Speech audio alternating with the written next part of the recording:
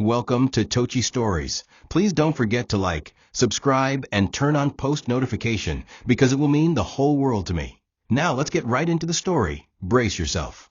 The flashbulbs exploded in waves as Nkechi stepped onto the stage of the Women in Legacy Leadership Conference, an event held to honor her late grandmother's contributions to West African fashion and philanthropy. Dressed in a dark emerald ankara gown with silver embellishments, she stood poised, speaking not from the place of a billionaire heiress, but from the posture of a woman carved from suffering. She had just finished her keynote speech, Grace over Gold, when a sudden stir in the crowd turned the air electric. All heads turned as a tall, well-dressed figure approached the stage, roses in hand, a trembling smile on his lips. It was Bayo, her ex-husband, the same man who had publicly discarded her like spoiled fruit, who had spat on her dreams in exchange for clout and comfort, now stood before her, bowing, his voice echoing across the hall. Nkechi, I'm sorry. Gasps filled the room. Phones came out. Live stream started. Everyone expected drama. Everyone expected redemption. But Nkechi remained perfectly still. Her eyes didn't water. Her lips didn't tremble. Instead, she stepped forward, took the bouquet from his hands, and placed it on the ground. Not angrily, not theatrically, just gently. Then, with the mic in her hand, she turned to the audience. Sometimes the ones who threw you away want you back, not because they love you, but because they finally saw what you became without them. The room erupted into stunned silence, then cautious applause. Bayo stood there, face pale, as she turned her back and walked off stage. He tried to follow her, but security quietly intercepted. In the background, a woman watched the scene from the shadows of the VIP balcony. Her expression was unreadable, but her mind was sharp. Mrs. Turila had seen everything. Later that evening, as Nkechi rode back to her residence in silence, her assistant asked, "Do you think he meant it?" The apology. Nkechi exhaled slowly. "He meant that he's desperate," she replied. She wasn't wrong. Across the city, Bayo sat alone in a rented car, his pride in pieces. That public moment was meant to be his redemption, but instead it painted him as a fool. And just as he buried his head in his hands, his phone buzzed. A message from an unknown number. "You still want your crown back? I can help you. Let's talk. T." It was short, sharp, and vague. But for a man who had already lost everything once, it was more than bait, it was a lifeline. And so the first thread of war was silently tied, not with a sword, but with a text. Mrs. Turila Obeler sat in a grand study lined with the portraits of women in power, most of whom she had outlived or outmaneuvered. She had once been Lady Josephine MBA's fiercest rival. Their feud had been legendary. Two fashion empires, two ideologies, two dynasties fighting for dominance. But while Josephine built a legacy that endured, Turila had watched hers dwindle under scandal, boardroom betrayal, and the slow fade of relevance. She had reinvented herself multiple times, cosmetic lines, boutique investments, speaking circuits, but nothing reignited her empire. Then came the news. Josephine's unknown granddaughter, the very seed she'd thought buried, had inherited everything. Not just the wealth, but the influence. Her face was on magazine covers. Her foundation had gone global. Nkechi had succeeded where many failed. She had risen without compromise. And that infuriated Turila. So she decided, if she couldn't wear the crown, she'd ensure no one else wore it comfortably. Her network was old, but still alive. Former journalists, retired board members, displaced CEOs. Through back channels, she gathered every piece of dirt she could find on MBA holdings. But what she needed wasn't a file. It was a face, someone close enough to Nkechi to execute from within. That's when Bayo's name came up again. A disgraced ex-husband with insider knowledge, a fragile ego, and nothing left to lose. It was perfect. She contacted him discreetly through a private agent, offering him a meeting at an upscale lounge. Bayo arrived wearing a cheap suit and expensive cologne, trying to mask his desperation. Turila didn't pretend. "You were her beginning," she said bluntly, sipping from a crystal glass. "Help me become her end." Bayo stared, unsure. She leaned forward. "She embarrassed you. I will empower you." You help me destroy her legacy, strategically, not publicly, and I'll make you king in a new castle. Bayo hesitated, but only for a moment. Pride was a strong motivator, but wounded pride was a weapon. He thought of the headlines mocking him, the woman he left now, standing where he once dreamed of reaching. He thought of her face, as she placed his apology flowers on the floor like trash. His jaw clenched. "What do you want me to do?" he asked. Tarila smiled. "You're going to feed me everything she tries to protect, financials, board tensions, digital assets. And you're going to make sure she trusts the wrong people." Bayo nodded slowly. "She already does," he whispered. "There's someone close to her now. He's charming, and he's hungry." Tarila's eyes lit up. "Perfect," she said. The game had begun, not with fire, but with whispers. Not with weapons, but with strategy. And Nkechi, unaware, continued walking through her empire, trusting hearts that would soon sharpen into blades. The hospital waiting room smelled of disinfectant and fear. Nkechi sat quietly, hands folded, as the doctor's voice echoed in her memory. "We'll need more tests, but it's likely renal failure." Her mother had collapsed earlier that morning, during the opening ceremony of the Mbano Girl Center. What began as a mild headache had turned into seizures and shortness of breath. Now, Mama Ada lay in the ICU, pale, weak, and hooked to machines Nkechi didn't fully understand. She blinked back tears, trying not to crumble. There were reporters outside, emails piling up, and board meetings waiting. But right now, she was just a daughter, terrified, tired, and helpless. She rose to stretch her legs and get water from the vending machine, unaware that destiny was about to introduce her to a carefully placed illusion. He approached gently, dressed in casual trousers and a light blue shirt. Clean-cut, early 30s, with a kind smile and a presence that didn't feel intrusive. "Waiting on someone in surgery?" he asked, not with flirtation, but empathy. Nkechi nodded politely, unwilling to engage. But something about his aura, the way he sat a comfortable distance away, the way he looked out the window instead of at her, made her speak. "My mother. Kidney complications. We're still waiting for clarity." He looked at her slowly, with a gentle sadness. "I lost mine the same way," he said.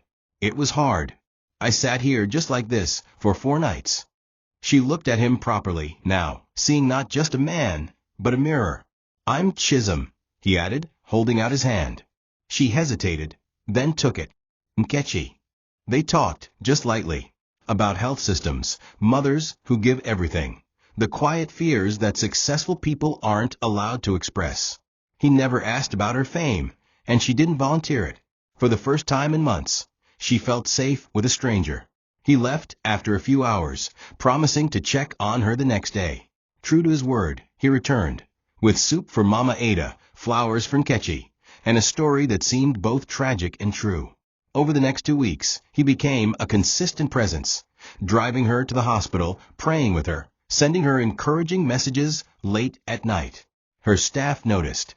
Her assistant whispered that he seemed too good. But Nkechi, battered by stress and grief, allowed herself to hope.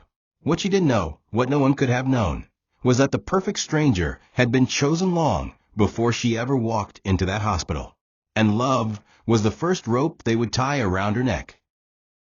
The ribbon-cutting ceremony at the Mbano school was supposed to be a celebration, one that marked the next phase of Nkechi's legacy and her mother's dream. Dignitaries, former students, local media, and women from all walks of life gathered under the golden sun, clapping as Mama Ada was asked to cut the ceremonial ribbon. But just as she lifted the scissors, her hand began to tremble. A second later, she collapsed. The crowd gasped. The microphone she held clattered to the ground. Nkechi dropped everything and ran to her mother, kneeling in her glittering wrapper, screaming for help. Her mother's eyes fluttered, her lips blue, her breath shallow. She was rushed to the nearest hospital, while the crowd stood in stunned silence. Nkechi rode beside her in the ambulance, holding her hand and praying aloud, whispering promises she wasn't sure she could keep. Her mind spun in 1,000 directions, but in that moment, nothing else mattered but her mother's life. At the hospital in Enugu, the tests came back quicker than expected. The diagnosis was definitive. stage 4 renal failure. The doctors were frank. Mama Ada's kidneys were failing rapidly, and without a transplant, she had a few months at most. The words hit Nkechi like a blade. She sat in the hallway, numb, as the specialist explained the process. A donor would have to be found, tests conducted, and immunosuppressants managed. Even with surgery, the risks were high, and the longer they waited, the slimmer the chances of success. Nkechi, who had once stood before corporate sharks and silenced them with her gaze, now sat trembling like a child. "Run the tests. I'll be the donor," she said, her voice firm despite her fear. The doctor nodded. "We'll begin immediately. But you need to prepare yourself. It's not always a match." When Chisholm arrived an hour later with food and flowers, she fell into his arms, not as a leader, but as a desperate daughter trying to hold her world together. The next few days blurred into endless tests, consultations, and a ticking clock. Nkechi canceled 2 board meetings, postponed a public appearance, and quietly moved her operations to the hospital. She barely slept. Each time her mother groaned or cried out in pain, a piece of her broke. The same woman who once walked kilometers to sell food was now confined to a hospital bed with tubes in her arms. "You must rest," Chisholm would whisper, placing a blanket over her shoulders. He stayed through the nights, offering gentle comfort and consistent presence. Her staff praised him. Her mother, though weak, gave him a half-smile the day he helped her sit up. "He has a good heart," she whispered. But Nkechi didn't notice that behind every smile he gave her, behind every moment of compassion, his phone buzzed with coded updates. Photos, room numbers, schedules. A man once introduced by fate now reported directly to its enemy, and the web was tightening. While Nkechi fought for her mother's life across the city, the walls of MBA Holdings began to shift. Underneath the polished boardroom tables and gleaming conference lights, whispers of betrayal were growing louder. Bayo, now working under the strategic eye of Mrs. Turila, began feeding confidential information to rival conglomerates. Internal memos, partnership negotiations, and unreleased campaign blueprints were quietly leaked. What made it more dangerous was that Bayo still had access to older passwords, older boardroom contacts, and a network of former staff who either feared him or owed him. His reappearance in the business world wasn't loud, but it was effective. Within a week, key company contracts began falling through. Trusted allies began questioning leadership decisions. And worst of all, someone on the board, someone high up, had begun feeding misinformation into company channels, further destabilizing Nkechi's reputation. The public didn't see it yet, but cracks were forming. A planned acquisition of a local textile plant fell apart mysteriously. An NGO that had partnered with the Crown Foundation pulled out without explanation. Whispers started appearing in business blogs. Has Nkechi lost control? Too young to lead? Turila was orchestrating the slow poison of public doubt, knowing that a scandal built from the inside would destroy more than just a name. Chisholm, still embedded beside Nkechi like a savior, encouraged her to focus on her mother. He told her the foundation would be fine. He volunteered to help oversee daily operations, something Nkechi agreed to in her exhaustion. "Just for a few weeks," she said, "until Mama recovers." She didn't see that those few weeks were all they needed to open the floodgates. Meanwhile, Bayo sat in secret meetings with media insiders and PR agents, helping craft a campaign of doubt. "Don't destroy her outright," Turila instructed him. "Make them lose faith in her. That's a slower death."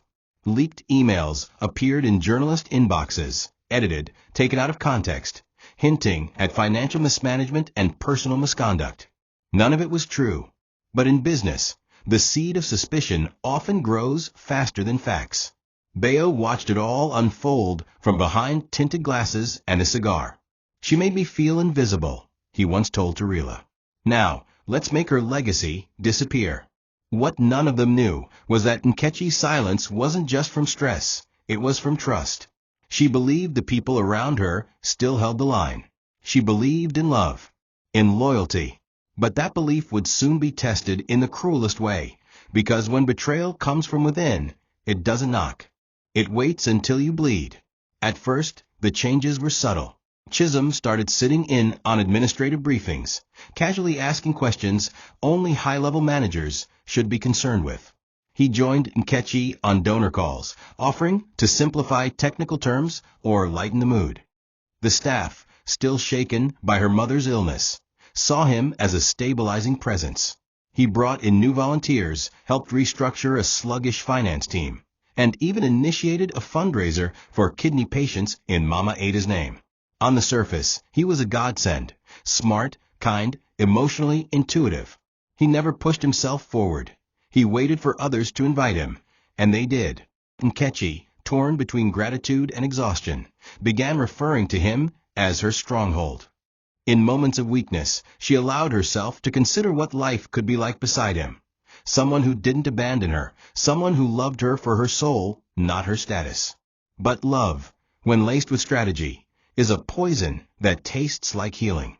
Inside the foundation, however, a quiet discomfort began to brew. Nkechi's personal assistant, Amara, noticed the change in dynamics. Documents were being rerouted through Chisholm's email. Vendors were being approved without her signature. Chisholm's name appeared in interdepartmental memos, even though he held no official title. Amara tried to raise it gently. "Ma, he's doing a lot. Too much. Are you sure he should be that involved?" Nkechi brushed it off. "Just for now," she said. "He's helping. We're stretched thin." But even she felt the unease. One evening, she caught Chisholm pacing in her office while on a phone call. He ended it abruptly when she entered. "Work call," he smiled. "Didn't want to disturb you." She nodded, but the smile didn't quite reach her eyes. Still, she ignored it. She wanted to believe. She needed to believe. And that was exactly what Chisholm had counted on. Behind the scenes, Chisholm continued feeding intel to Mrs. Turila's operation. He shared grant application details, donor profiles, and boardroom riffs. Each update was neatly packaged and sent off in encrypted messages. Turila was impressed. "He's more effective than your ex," she told Bayo one night. "And he's smarter, which means he'll cost us later." Bayo laughed bitterly. "Let's make sure he never gets that far." What they didn't realize was that even a perfect con has cracks. And one day, when Chisholm mistakenly signs a vendor contract using his personal name, a thread begins to unravel. But for now, the trap was still tightening. Nkechi, surrounded by roses, could not yet smell the thorns. She stood in the garden of her empire, unaware that weeds had already taken root at its heart, and the bloom of betrayal was just about to open. The smell of betrayal doesn't come all at once. It creeps in slowly, through silence, through hesitation, through shadows that pass behind closed doors. That's how it began inside MBA Holdings. The finance director, Mr. Duramola, a man once loyal to Lady Josephine, had fallen into quiet debt. A gambling problem, a sick child, and more importantly, a wife who couldn't forgive failure. Bayo found him, slid a manila envelope across a dinner table. "Just one file," he said. "No one needs to know. Just move a few decimal places, shift some expense lines, and let the audit team find it." Daramola resisted at first, but desperation will always find a door to knock on. Within days, files were forged, expense reports adjusted, and a ghost account opened in a fake charity's name. On the surface, it seemed like a clerical error, but in the eyes of auditors, it reeked of fraud. Soon after, anonymous tips began to arrive at the government office for NGO compliance. Check Crown Foundation's donor flow. Unaccounted international grants. Leadership abusing funds. At first, Nkechi brushed off the rumors as baseless noise. But then came a letter. "You are hereby notified that a federal audit will be conducted on the financial records of MBA Holdings and its subsidiaries, including Crown Foundation, effective immediately." The words felt like acid on her tongue. Her assistant looked pale. "Ma, this is serious." Still reeling from her mother's weakening condition and Chisholm's growing influence in the office, Nkechi tried to stay calm. "It's a routine audit," she told the staff. "We have nothing to hide."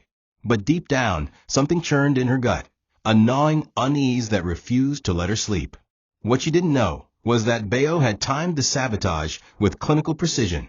The audit would hit just days before her next shareholders' review. Even worse, Chisholm had begun sowing subtle doubt among the board members. "She's overwhelmed," he would say gently in meetings. "Maybe we need stronger hands guiding the business arm while she focuses on her family." No one suspected him. He was the loving partner, the voice of reason, the helper who asked for no title yet carried so much weight. Nkechi noticed, but she silenced herself. After all, didn't she need someone? Hadn't the world taught her to accept help? But what she didn't realize was that the person she leaned on was carving a hole in the very foundation she stood upon. And soon, the fall would come fast, loud, and public. The boardroom was silent when the first memo was projected onto the screen. It was a digital audit trail showing a 48 million Nigerian nairas donation redirected through a partner organization that did not exist. One of the senior auditors stood confidently, tapping his laser pointer. "This account was set up 5 months ago, signed digitally using your former CFO's access credentials." Gasps filled the room. Nkechi felt the blood drain from her face. "That's not possible," she said, her voice calm but cracking. She turned to Chisholm, who sat beside her in a gray blazer, jaw tightened, as if shocked. "I trusted Mr. Duramola," she continued. "He was one of my grandmother's earliest hires." The auditor didn't flinch. "Ma'am, we believe there may be internal collusion, possibly involving senior leadership. We are not accusing you directly, but the foundation's name is on all authorizations." She tried to speak, but her mouth was dry. Her empire wasn't just shaking, it was bleeding. Board members whispered to one another. Some avoided her eyes. Others looked at her with pity. One leaned forward and asked, "Should you consider stepping back temporarily, just until the investigation is over?" Nkechi's hands trembled under the table. She had led this empire with grace. She had fought through betrayal, loss, and public ridicule. Now, she was being asked to step aside like a reckless heiress who couldn't keep her accounts in check. Chisholm touched her shoulder gently. "Maybe they're right, sweetheart. Just for a few weeks. For your peace of mind." The word sweetheart burned. It wasn't love, it was strategy. But in that moment, with her mother still sick, the weight of scandal hanging over her, and no visible proof of her innocence, she gave in. "Fine," she said, temporarily. After the meeting, she sat alone in her office, staring at her reflection in the glass wall. Her phone buzzed endlessly. Press calls, donor messages, staff asking what to do next. She turned it off. For the first time since her rise, Nkechi felt like she couldn't breathe. The foundation wasn't just her job, it was her redemption. Her way of rewriting everything they said she couldn't be. And now it was all unraveling. The woman who walked away from humiliation with her head held high was now battling whispers she couldn't silence. And worst of all, the man she thought was holding her hand might be the one cutting the floor beneath her feet. Her eyes burned, but she didn't cry. Not yet. She would cry when the truth arrived. And it would. Inside a dimly lit restaurant tucked away in a koi, Chisholm sat across from Mrs. Tarila, his posture relaxed, but his tone measured. "She trusts me now. She's letting go of operations piece by piece. Even the board listens when I speak." Tarila sipped from a delicate wine glass, eyes gleaming like a chess master nearing the final move. "You've done well," she said. "Keep pushing her toward withdrawal. Once the investigation ends, we'll present the report and take the board vote to oust her. And you," she paused, leaning forward, "you'll take her place." Chisholm nodded, but his expression didn't change. "And the reward?" he asked. Tarila smiled. "A 10% seat on the board. Full control of her father's textile merger. And the rest depends on how clean you make the exit." It was a deal sealed in manipulation, and betrayal now wore a tailored suit and cologne.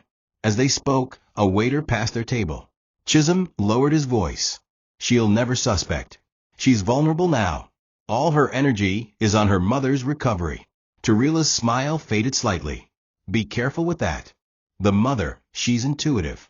Quiet women often see what others miss." Chisholm scoffed. "She's too ill to interfere."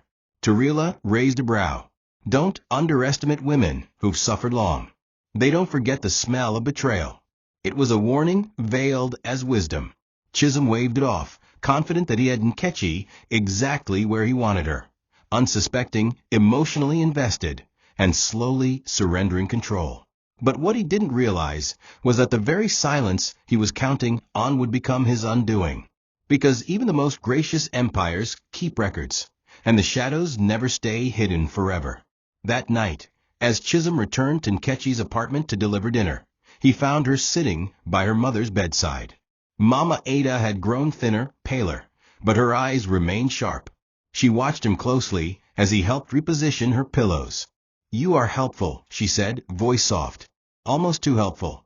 He smiled. "Just doing what I can, Mama." She nodded slowly. "My daughter doesn't always see what's behind kind hands. But I do." There was a pause. "Be careful with your smile. Sometimes it shows too many teeth." He froze, just briefly, but recovered with a gentle chuckle. "I'll remember that." But her words lingered long after he left the room. For the first time he felt something shift, not in her, but in the ground beneath him. The game was still in play, but the pieces were beginning to move, and not all of them in his favor. The hospital hallway was unusually quiet when the transplant coordinator called Nkechi into a private consultation room. She had been anxiously waiting for hours, pacing between the window and the door, praying under her breath. Her mother had slept most of the day, her body weak, her breath shallow. Nkechi, though exhausted, refused to leave the hospital until she knew if she could donate her kidney.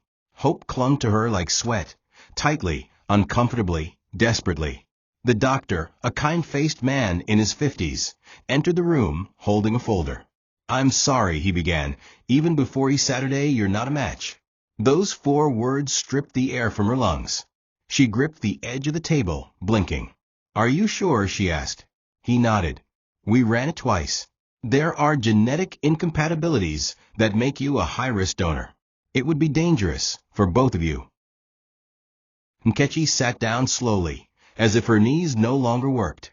"Then what do we do?" Her voice cracked as panic swelled. "We search the donor registry. We reach out to family, anyone with a blood link." She shook her head. "We don't have family. Not anymore." The doctor hesitated. "We may be able to explore extended relatives. Even cousins, nieces. Sometimes the match can be close enough if the bloodline connects." Her heart sank further. All she had were the people she had built her world with, her staff, her girls, her board, none of whom shared her blood. And now, that blood, her mother's blood, was drowning from within. "We'll start the outreach," the doctor assured her. "But time is not our friend." He handed her a printed request for permission to begin registry access, and she signed it blindly, the ink smudged by the tears she tried to hide. When she returned to her mother's room, Mama Ada was awake. "Any news?" she asked, her voice barely audible. Nkechi sat beside her and held her hand tightly. "We're working on it, Mama. Don't worry. We'll find a way." Ada looked at her daughter, her lips trembling slightly. "I can see the weight on your face," she whispered. "And you still try to smile." Nkechi swallowed the lump in her throat. "You carried me through storms, Mama. Let me carry this one." But in her heart, she felt the sting of helplessness. Her empire, her foundation, her achievements, all seemed useless now. None of her power could fix what her own body could not offer. And somewhere in the background, Chisholm was offering solutions, comfort, control, while slowly stealing everything she had built. But she didn't know it yet. All she knew was that time was running out, and she was drowning in unanswered prayers. The proposal came not in a ballroom, not under stars, not surrounded by celebration, but in the cold, sterile quiet of her office, 2 days after the audit team expanded their investigation. Nkechi had returned from the hospital late, too weary to speak. Her head throbbed with numbers, failed press statements, and sleepless nights by her mother's bedside. She entered her office to find Chisholm waiting, seated behind her desk, lights dimmed, holding a small velvet box. "I didn't plan this," he said, rising. "I know this isn't the best time, but maybe this is exactly the time you need to hear it." She stood frozen as he stepped forward and opened the box to reveal a gold band, simple and elegant. Marry me, Nkechi, he said softly. Let me protect you. Let me carry this burden with you. For a moment, silence swelled like a fog between them. Nkechi looked at him. His steady gaze, his carefully timed vulnerability, his consistency in the face of her chaos. And for a split second, she felt tempted. Tempted to lean into comfort, into safety, into something that resembled love. But something in her gut resisted. A hesitation she couldn't name. I don't know, she said, her voice low. Chisholm, everything is collapsing around me. My mother, the company, the press. I'm not even sure I'll have a name tomorrow. He stepped closer, gently taking her hand. That's exactly why you need someone beside you now. Someone who will stay even when the lights go out. His words were tender, his grip reassuring. She didn't say yes, but she didn't say no either. She closed the box slowly, handed it back to him, and whispered, I need time. That night, as she sat beside her mother, relaying the events of the day, Mama Ada's response was quiet but direct. He proposed. Nkechi nodded. And you didn't say yes? She hesitated. I didn't say no. Ada's brow furrowed slightly. Be careful, my daughter. A man who enters during a storm may not always be shelter. Sometimes he's the wind in disguise. Nkechi wanted to dismiss the warning, but the word stuck. She thought of Chisholm's presence, his eagerness, the way he inserted himself into the core of her operations. And for the first time since his arrival, she questioned not just his love, but his timing. She kissed her mother's forehead and whispered a promise. I won't lose you. I'll fix this. But beneath her strength, seeds of doubt had taken root. And soon the wind would blow. The storm arrived on a Tuesday. Rain pelted the roof of the Crown Foundation headquarters, thunder grumbling like a warning from God. Nkechi had just arrived from the hospital when 6 government vehicles pulled into the compound. Uniformed auditors stepped out, flanked by stern-faced officers. We're here with federal clearance to seize all financial records and suspend operations pending investigation, the lead official declared. The staff froze. Phones rang. A few gasped. Nkechi stepped forward, trying to assert control.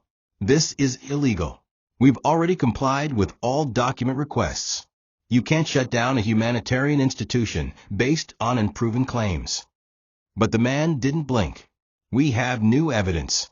Submitted this morning anonymously. That phrase cut deep. She turned and saw Chisholm standing at the far end of the hallway, a file clutched in his hand. He gave her a sad look, as if to say, you knew this was coming. Within hours, offices were sealed.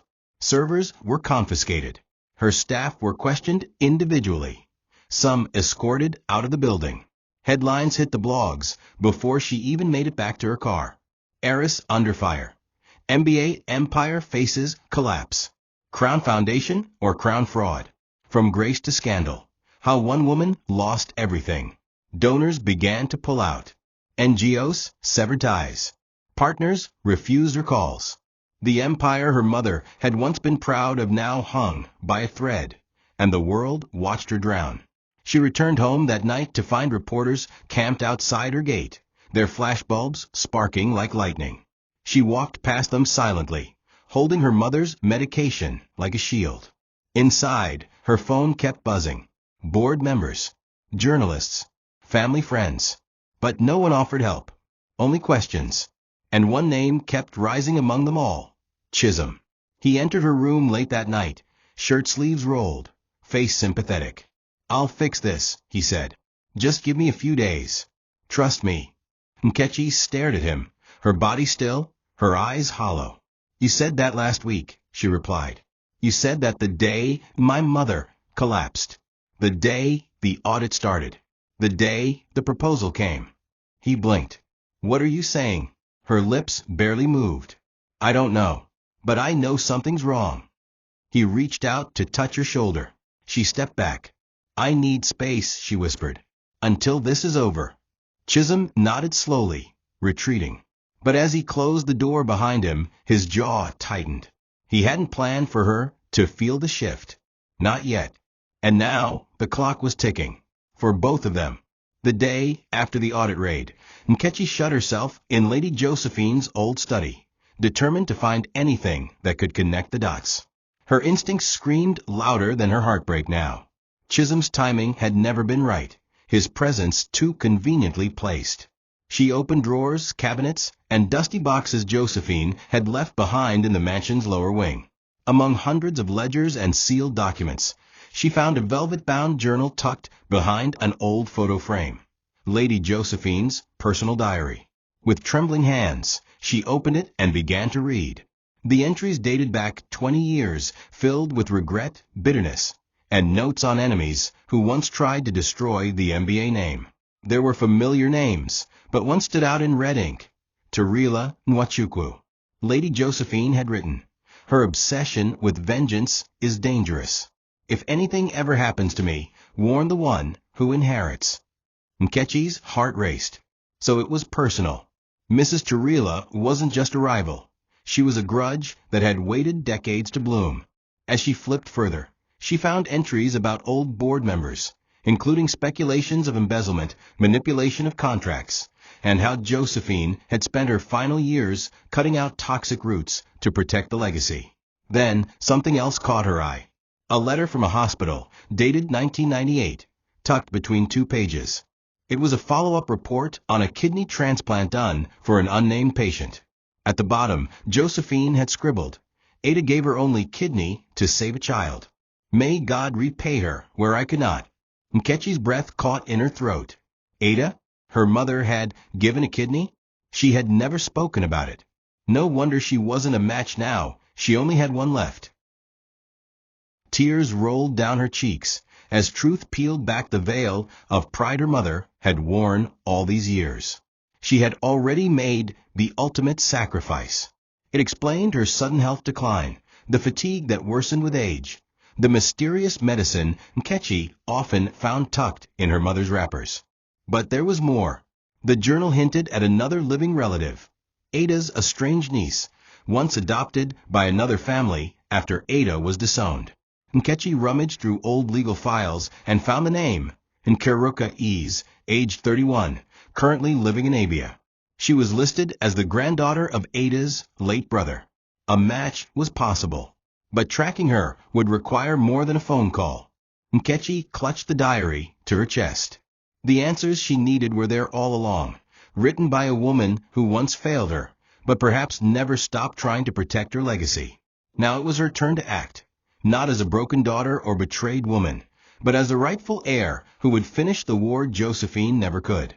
The journey to Abia was quiet and heavy. Nkechi didn't take her private car or security team, just a single driver and a deep silence that wrapped around her like a shield. She found Nkeruka in a small compound on the outskirts of Aba, a hairdresser with 2 young boys and a tired look in her eyes. When Nkechi introduced herself, the woman was guarded at first, arms folded, expression skeptical. "So now that your life is sweet, you want to remember the rest of us?" Nkeruka asked coldly. Nkechi sat on the rickety bench across from her, holding a worn photo of Mama Ada from the 1980s. "She's dying," Nkechi said, voice low. "And she gave you everything when your parents couldn't. She needs a kidney. You may be her only chance."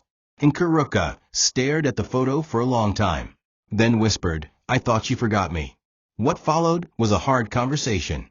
Nkeruka, abandoned at age 7 after Ada was exiled, grew up believing her aunt didn't care. She had been taken in by distant cousins and moved from house to house. "Nobody came looking," she said, "so I stopped hoping." Nkechi apologized, not just on behalf of Ada, but for a family that buried its shame and wounded its own. She explained the transplant process and offered full medical and legal support. "I'm not asking you to love us again," she said. "I'm asking for a chance to save the woman who once saved you." Nkeruka's eyes softened. She agreed, but with a single condition: "I want the Mbano school. To run. To own. For life." Nkechi hesitated. That school was her mother's dream. But so was her mother's life. After a long pause, she extended her hand. "You'll get the school," she said. "After the surgery." By the time they returned to Lagos, Nkechi was emotionally drained. but she felt a flicker of hope again. The transplant was scheduled in 3 weeks, pending medical clearance. Nkechi would stay in one of the guest houses and undergo testing. Ada was too weak to understand the full scope yet, but when Nkechi whispered, "Mama, help is coming," her lips curved slightly. In those quiet moments between hospital visits and corporate disaster, Nkechi began to rebuild her mental strength. She couldn't change the past, but she could shape the future, starting with survival. And still, in the background, her foundation remained under siege. The media noise hadn't stopped. Bayo and Tarila were still working. And Chisholm, well, she had begun to watch him closely now. Love no longer lived in her eyes. It was replaced by quiet suspicion. And soon, she would get the proof she needed. It was late evening when Nkechi returned to MBA Holdings for an emergency board strategy session, one she herself had called, hoping to regain trust and explain the sabotage she suspected. The corridors were mostly empty, the boardroom lights already dimmed. She stepped into the executive elevator, intending to go up to the 12th floor where the core executive offices were. Just before the doors closed, someone slid in. It was Chisholm. He looked surprised, but not nervous, too composed. He pressed the same floor, smiled lightly. "Long day," he said. She nodded politely, keeping her gaze on the digital floor indicator. Then, just as they reached the 6th floor, the elevator suddenly halted with a quiet jolt. "Maintenance glitch," Chisholm muttered. He pulled out his phone, stepped to the side, and dialed quickly. What happened next shattered everything. Unaware she was behind him, Chisholm leaned into the call. "She's still trusting me," he whispered. "Yes, the transplant is in 2 weeks. She's focused on her mother. The board will fold in a month. We'll own everything. Just hold off another week. Let her think she's winning." Nkechi didn't breathe. The words slammed into her chest like gunfire. He was talking to Mrs. Tarila, the man she had nearly married, the man who stood beside her in press conferences, who promised protection, who comforted her during her mother's diagnosis. He was the knife in her spine. Her hand trembled, but she said nothing. Not yet. When the elevator resumed its motion and reached the top floor, she simply smiled and stepped out, her heart shattering into pieces she refused to show. She didn't confront him that night. She didn't scream or cry. Instead, she returned home and locked herself in her mother's room, kneeling beside the woman who had always carried her. "They think I'm weak," she whispered, stroking her mother's hair. "But they don't know whose daughter I am." The next morning, she contacted a private investigator, one who had once worked for Josephine and helped her root out disloyal board members. "I need you to uncover everything. Emails, calls, bank transfers. I don't care how deep this rabbit hole goes." The investigator nodded. "We'll begin tonight." And so a new plan began, one that would end not just Chisholm's betrayal, but the entire network of greed that thought she could be destroyed. Her crown may have slipped, but her fire had returned. And this time, the empire would not fall in silence. It would rise in thunder. Nkechi's smile became her armor. Every meeting, every foundation visit, and every event after the elevator incident became a stage for silent performance. Chisholm, unaware of what she had overheard, continued his usual gestures, fresh flowers, public support, gentle touches meant to reassure. But Nkechi had learned something powerful. Betrayal doesn't always scream. Sometimes it whispers while holding your hand. So she played the role of the devoted woman, allowing him deeper access, watching who he met, how he moved, what documents he requested. Meanwhile, the investigator worked quietly behind the scenes. Within days, he uncovered encrypted emails between Chisholm and Mrs. Tarila detailing coordinated PR attacks, diverted donor funds, and scheduled board infiltrations. The web was larger than she thought. It wasn't just sabotage. It was an attempted corporate coup. Internally, the weight was nearly unbearable. Between her mother's failing health and the unraveling truth about the man she once considered a safe harbor, Nkechi had to pretend. At press conferences, investor calls, even in private board sessions. She memorized her lies. Her eyes never flickered. She played the loyal partner in public, but in secret, she documented every move, compiled every evidence, and recorded her own silent voice notes in a hidden folder labeled, "If I Don't Survive." Each night, she prayed beside Mama Ada's bedside, her heart heavy, whispering not for vengeance, but for strength. "Let me finish what they all started, Mama," she said. "For you. For Josephine. For every woman they buried and called unworthy." Then, with precision, she made her move. She told Chisholm she wanted to step back for a while, to rest, reflect, focus on her mother's surgery. He offered to help run things temporarily, just as she had hoped. "Just until I find myself again," she whispered, eyes soft with calculated sadness. It was all bait. The moment he signed certain documents and accessed key shareholder permissions, her private investigator swooped in. A backup team of ethical auditors followed. The evidence was complete: recorded phone calls, financial trails, ghost accounts linked to Chisholm's name, and clear connections to Mrs. Turila's corporate group.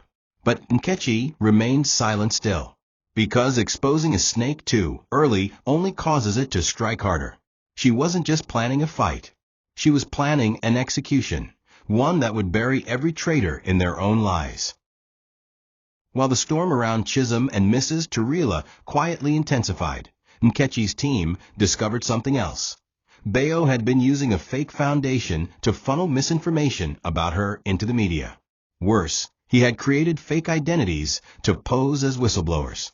But the nail in his coffin came when an audio recording was leaked to a top investigative media platform. It was a drunken voice note Bayo had sent to one of the board traders. "Let her fall. She thinks she's untouchable now. Once she's out, we'll take everything back. She only wore that crown because she tricked the old woman." The voice was unmistakable. The arrogance, the entitlement, the cruelty. The next morning, the recording was on every major media platform. And by noon, the police had issued a warrant for corporate espionage, financial defamation, and malicious sabotage. Bayo was arrested at his rented duplex in Lekki, his new fiancée fleeing the scene with only her handbag and a stunned expression. The man who once stood at the center of influence now looked gaunt, confused, and humiliated. At the press briefing that followed, the police revealed that Bayo had also been paid under the table by Mrs. Turila's shadow company, one set up just weeks after Lady Josephine's death. Nkechi didn't show up to the conference. She didn't need to. Her silence spoke louder than anything else. The woman they once discarded had just burned down their masks without raising her voice. Bayo's fall wasn't just legal, it was public. His apology went viral, but the comments under it were brutal. "She was your gold, and you threw her into mud. Now choke on the crown you tried to steal." In his cell, Bayo wrote several letters begging Nkechi for forgiveness. None were answered. He wept before the press, claiming he had been used, manipulated, and regretted everything. But by then, the damage had been done. His former allies abandoned him. His bank accounts were frozen. And the board members who once courted his loyalty now whispered a betrayal. Nkechi, in her calm silence, gave no interviews, no comments, no satisfaction, only strategy. Her next move was not about revenge. It was about reclaiming the ground they tried to bury her under. Because while they were digging her grave, she had been planting roots. And soon, what they thought they destroyed would grow into something too powerful to ignore. The secret shareholders' meeting was called with less than 48 hours' notice. Only vetted members received personal invitations. The venue, Lady Josephine's old estate library, now converted into a hall of legacy. Chisholm, Mrs. Turila, and the remaining disloyal board members were present, smiling, confident, seated with folders ready to push for Nkechi's removal. The room buzzed with low conversation, unaware that every movement was being recorded. Then the double doors opened, and Nkechi stepped in, not in anger, not in tears, but in power. She wore an elegant black suit, her hair braided tightly, her eyes clear and piercing. Behind her walked 2 legal advisors, 2 auditors, and her investigator. Silence fell like thunder. "Before you make any declarations," she began, "there are truths this table must confront." She played the first video, a screen recording of Chisholm's encrypted emails. Then the audio, his elevator call with Mrs. Tarila. Next, she displayed forged bank trails, whistleblower statements, and forged meeting minutes. Every face at the table dropped. Chisholm's was pale, stunned, his mouth dry. "You used my grief," Nkechi said coldly. "You used my foundation, my story, and my mother's life as stepping stones. But you forgot, my silence isn't weakness. It's preparation." One by one, security entered and escorted each traitor out of the room. Mrs. Tarila tried to protest, until her voice recording played too, one where she called Nkechi a peasant playing queen. The room didn't just turn on her, it buried her. Nkechi never raised her voice. She didn't need to. When the room cleared, only 5 loyal shareholders remained, and with them, Nkechi cast a unanimous vote to restructure the board, install new oversight, and form an anti-corruption arm under her direct supervision. The throne she once sat on with doubt now felt like it had grown beneath her feet. But she didn't smile. She didn't celebrate. Her eyes were wet, her chest tight. This wasn't victory, it was survival. And survival came with scars. But as she stepped out of the estate that evening, the setting sun bathing her face in gold, she whispered, "Mama, we did it." And miles away, in a recovery room, Mama Ada opened her eyes with a soft exhale. The battle wasn't over, but the throne was hers again. And this time, no one would ever steal it. The weeks following the boardroom purge were filled with both chaos and rebirth. Every department at MBA Holdings was audited, every signature re-evaluated, every voice scrutinized. Nkechi was no longer the quiet heiress thrust into power. She was now a refined architect of an empire shaped by loss, betrayal, and grace. She rebuilt her leadership team with women who had been overlooked, accountants, legal minds, and community leaders who understood sacrifice. Most of them were widows, single mothers, or women who had once been mocked for being too soft or too emotional. Together, they rewrote the core of the company, centering ethics and legacy over greed and flash. It wasn't just about power anymore. It was about purpose. Her first act as re-elected chairwoman was to rehire every staff member fired during the audit storm, many of whom had been loyal but too afraid to speak up. She visited each department in person, shaking hands, offering apologies, and hearing their stories. The Mbano school that had once been threatened was not only restored, but expanded into a foundation for girls' education and entrepreneurship. She named the project after her mother, the Ada Grace Initiative, and personally funded its first year of scholarships. Her mother, now recovering slowly in Lagos, cried when she saw the billboard. "I thought they buried us," Mama Ada whispered, watching the unveiling on TV. "But look, my daughter, we became seeds." Nkechi's legacy was no longer defined by the name MBA. It was written in the lives she touched, the women she lifted, the homes she rebuilt. She launched a new corporate policy requiring that at least 30% of all board and executive roles go to women from underserved backgrounds. Media outlets, once hungry for scandal, now begged for interviews, and Nkechi, always poised, chose her moments carefully. "This isn't about revenge," she said during one rare appearance. "This is about rewriting what power should look like in the hands of someone who remembers pain."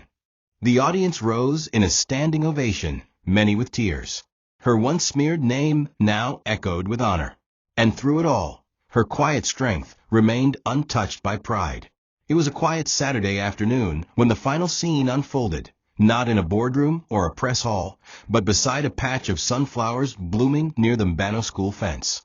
Nkechi sat beneath a handmade bamboo shade, dressed in a modest Ankara gown, with her mother beside her. Children ran past them, laughing with books clutched in their arms. Books Nkechi herself had once sold Accra to buy in her youth. "This is it," Mama Ada said, her voice soft and raspy, her hand resting on her daughter's. "You didn't just build a company. You built a home for names they tried to erase." Nkechi smiled, blinking away tears. "And they'll never know how much you bled to make that happen," she whispered back. "They'll see only the crown, never the scars." At a distance, shielded by tinted car windows, Bayo watched in silence. His suit was worn, his face gaunt, and his eyes red from weeping. He had lost everything: money, status, allies, and peace. The woman he once discarded now sat on a throne of purpose he couldn't touch. His final letter to her, never sent, remained folded in his jacket. In it, he confessed everything: the pride, the greed, the manipulation, and the haunting truth that he had loved her only when it was too late. But Nkechi didn't glance his way. She didn't need to. She had already forgiven herself. And that was enough. Some redemptions are too late to claim. Some regrets become graves that breathe. As the sun dipped behind the rebuilt school, Nkechi rose to address the young girls seated in the field. She didn't speak from a podium or with a microphone. She simply knelt and said, "You are enough. No matter who leaves you, no matter who mocks you, you are enough." Her voice cracked. Her mother wept silently. In that moment, generations of buried pain, of silenced women, of betrayed promises, were released into the wind like healing dust. Nkechi had rewritten history not with a sword, but with patience, truth, and grace. And somewhere, far away in memory, Lady Josephine might have finally smiled. The empire they tried to destroy had become a garden of legacy. And Nkechi? She walked away, not as someone who survived, but as someone who conquered without ever losing her heart. Thank you for watching this video. What did you learn from this story? Drop it in the comments. Please make sure you like, comment, and subscribe to my YouTube channel Nkechi Stories for more.